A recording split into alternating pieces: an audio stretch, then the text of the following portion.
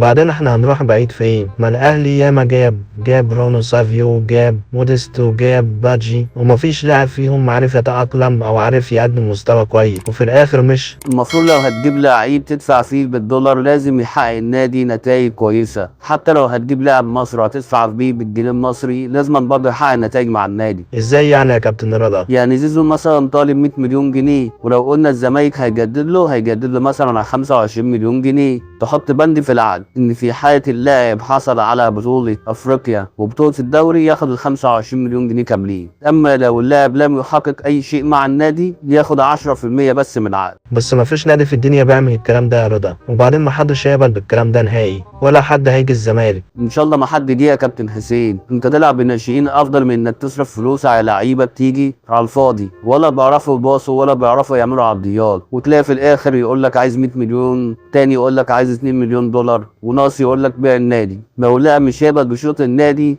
تضع ناشئين افضل، ووفر الفلوس سدد بيها الديون اللي على النادي. كلامك صح يا رضا، المفروض العقود تتربط بالبطولات، اللاعب لو حقق البطولة ياخد مبلغ العقد كامل، ما حققش البطولة ياخد ربع المبلغ الموجود في العقد، وده قرار سليم.